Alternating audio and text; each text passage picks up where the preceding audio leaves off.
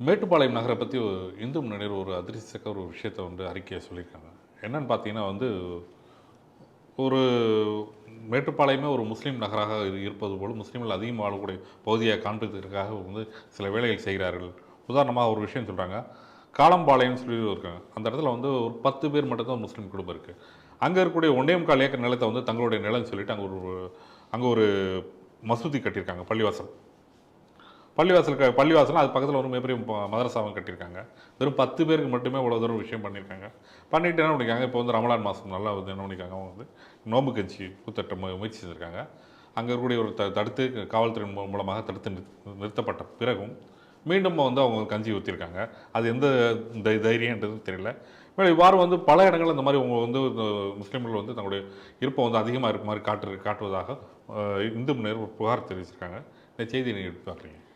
மேட்டுப்பாளையத்தை பொறுத்த வரைக்கும் இன்றைக்கி புதிதாக பல இடங்களில் சட்டவிரோத மசூதிகள், மதரசாக்கள் இன்றைக்கி அந்த பகுதியை முற்றுகையிடக்கூடிய ஒரு சூழ்நிலை உருவாகி இருக்கிறது. இன்னும் சொல்லப்போனால் நம்ம செய்திகள் சிந்தனைகளிலேயே பல செய்திகளை மேட்டுப்பாளையம் தொடர்பாக நம்ம தொடர்ந்து கூறிக்கொண்டு வருகிறோம்.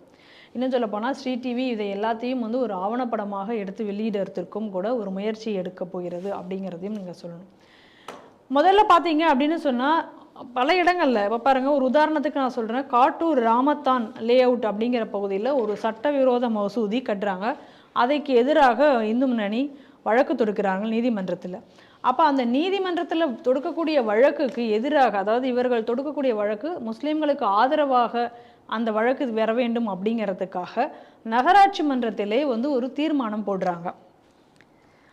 எந்த அளவுக்கு இந்துக்களுக்கு எதிராக அப்படின்னு பாருங்கள். இன்னொன்று, அந்த பகுதியில் உள்ளக்கூடிய கடைப்பகுதிகள் உள்ள அங்கே இருக்கக்கூடிய நடைபாதை கடைகள், அந்த நடைபாதை கடைகள் முழுவதுமே இன்றைக்கி துலுக்கன் தான் இன்றைக்கி ஆக்கிரமித்து வைத்திருக்கிறார்கள். அதை அந்த நடைபாதை ஆக்கிரமிப்புகளை அகற்றுவதற்கு போலீஸ்காரர்களால் இன்றைக்கி முடியலை. அவர்கள் அதற்கு தயங்குகிறார்கள். இன்னும் சொல்ல போனால் ஏற்கனவே அங்கே இருக்கக்கூடிய அந்த காய்கறி கடைகள், மார்க்கெட் எல்லாமே இன்றைக்கி துலுக்கன் கையில் போயாச்சு. இந்துக்களிடமிருந்து அது இன்றைக்கி பிரிக்கப்பட்டிருக்கிறது அப்படிங்கிறதையும் நம்ம பார்க்குறோம். அதுக்கப்புறம் சமீபத்தில் கூட நம்ம ஒரு செய்தி பண்ணோம். அங்கே இருக்கக்கூடிய தேக்கம்பட்டி அப்படிங்கிற கிராமத்தினுடைய தாசம்பாளையம் அப்படிங்கிற இடத்துல இதே போல் அனுமதி இல்லாமல் சட்டவிரோதமாக ஒரு மதரசாவை கட்டினார்கள்.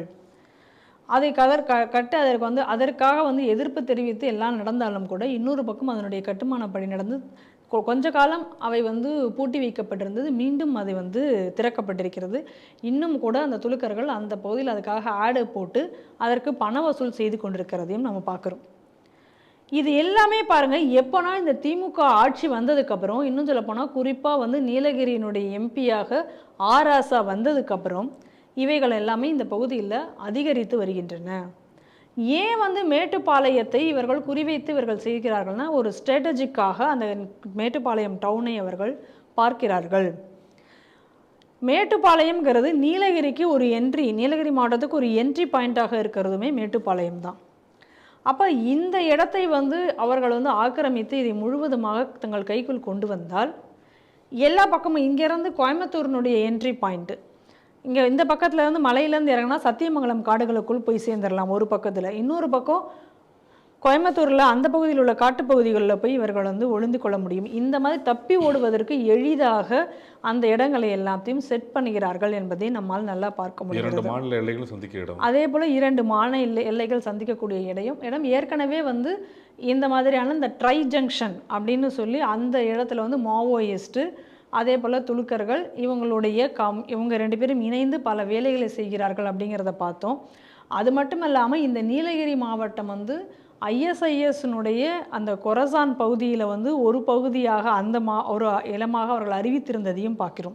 அது இந்த ட்ரை ஜங்ஷனுக்குள்ளே வரக்கூடிய ஒரு இடமாக நம்ம அதை பார்க்கிறோம். ஏற்கனவே இதை குறித்து நம்ம பல செய்திகளை பேசியிருக்கோம். மாவோயிஸ்டுடைய நடமாட்டங்கள் கூட அந்த பகுதிகளில் இருக்கிறது என்பது செய்திகள்லாம் கூட வந்தது.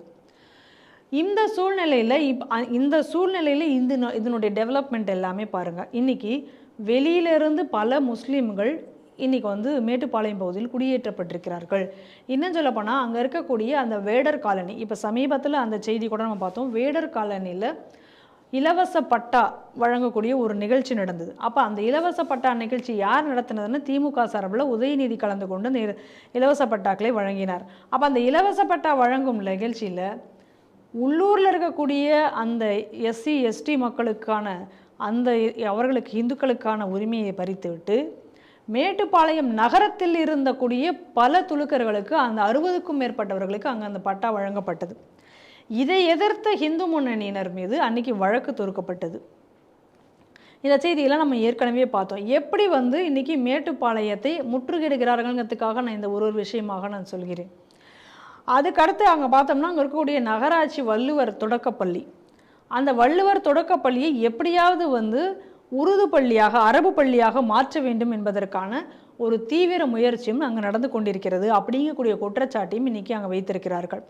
என்ன சொல்கிறாங்க அப்படின்னு சொன்னால், அந்த பகுதியில் இப்போ ரம்ஜான் மாதத்துக்கு எப்பயும் இல்லாத வகையில், அதாவது சீக்கிரமாகவே பள்ளிக்கூடத்தை ரம்ஜான் நோபிற்காக பள்ளிக்கூடத்தை முடித்து அனுப்பிவிட்டு கொண்டிருக்கிறார்களாம். அந்த இதுவும் இப்போ நடந்து கொண்டிருக்கிறது. அங்கே இருக்கக்கூடிய ஒரு துலுக்க ஆசிரியை, மதம் மாறிய ஒரு துலுக்க ஆசிரியர், இவர்களெல்லாம் சேர்ந்து அதை அரபு பள்ளியாக மாற்ற முயற்சி செய்து கொண்டிருக்கிறார்கள் அப்படிங்கக்கூடிய ஒரு செய்தியும் இங்கு வருகிறது.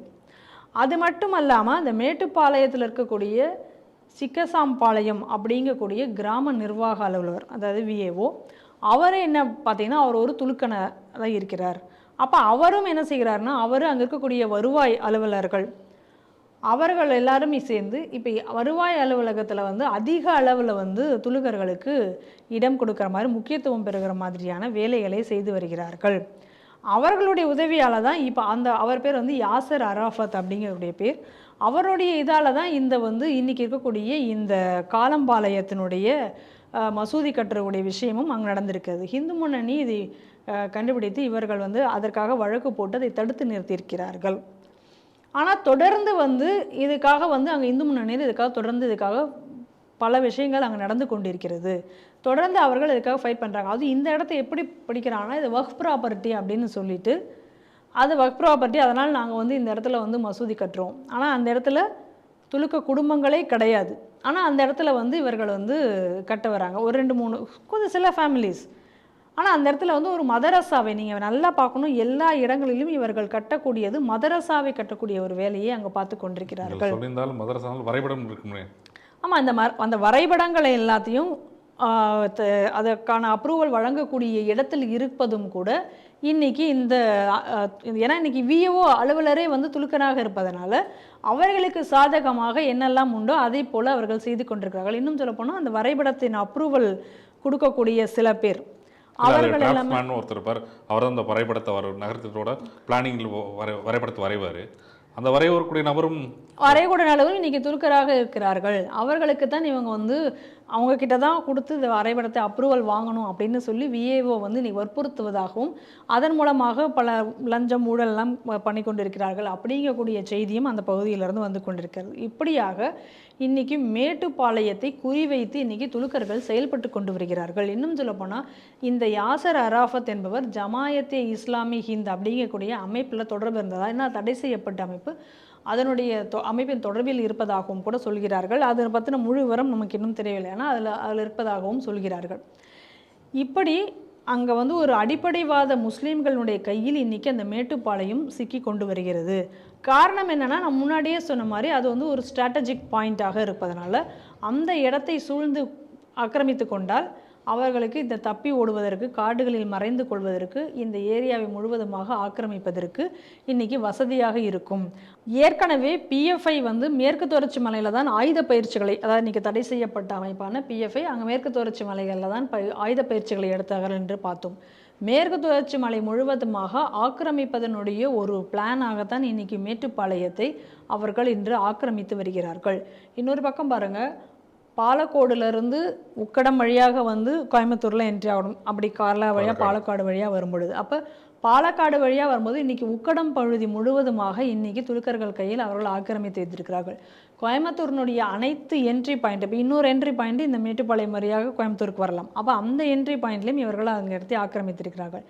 இப்படி ஸ்ட்ராட்டஜிக்காக கோயம்புத்தூரை சுற்றி வளைத்து, ஏற்கனவே கோயம்புத்தூர் எந்த அளவுக்கு ஆபத்தாக இருந்தது என்கிற செய்திகள் எல்லாம் பார்த்துருக்கிறோம். ஏற்கனவே கோட்டைமேடு பகுதி எப்படி தாக்கப்பட்டது, அது யார் ஆட்சி காலத்தில் தகர்க்கப்பட்டது என்ற செய்திகள் எல்லாம் நம்ம ஏற்கனவே. அப்போ திமுக இப்பொழுது ஆட்சியில் வந்ததுக்கப்புறம் இன்றைக்கி இந்த மாதிரியான ஒரு சூழ்நிலை இங்கே இருக்கிறது. ஏற்கனவே கோயம்புத்தூரில் தான் இப்போ கூட வந்து சமீபத்தில் அந்த சிலிண்டர் குண்டுவெடிப்பு நிகழ இருந்தது.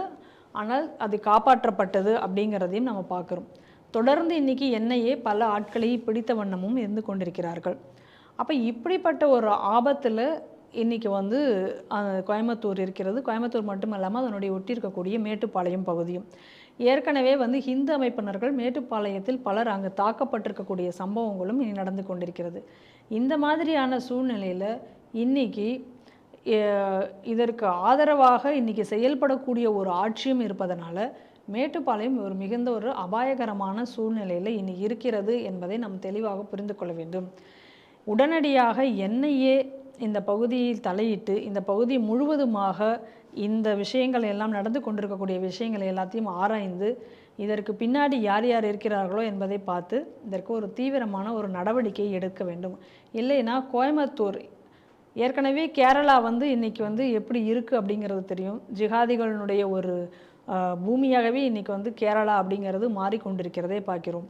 அதே போல் இன்றைக்கி கோயம்புத்தூரும் இந்த சுற்றுப்புற பகுதிகளிலும் மாறுவதற்கு வெகு காலமாகாது. அதனால் மிகுந்த எச்சரிக்கையோடு செயல்பட வேண்டிய ஒரு காலகட்டம். அதனால் உடனடியாக கோயம்புத்தூரும் மேட்டுப்பாளையம் காப்பாற்றப்பட வேண்டுமென்றால் இந்த பகுதிகளில் இந்த சட்டவிரோத மசூதிகள் அனைத்தும் தடுத்து நிறுத்தப்பட்டு இதன் பின்னால் செயல்பட்டு கொண்டிருப்பவர்கள் யார் என்பதையும் பார்த்து என்ஐஏ நடவடிக்கை எடுக்க வேண்டும். மத்திய அரசும் விழிப்புடன் செயல்பட வேண்டிய நேரம் என்பதையே இன்றைக்கி உள்ள மேட்டுப்பாளையத்தினுடைய ரிப்போர்ட் நமக்கு தரக்கூடிய ஒரு செய்தியாக இருக்கிறது.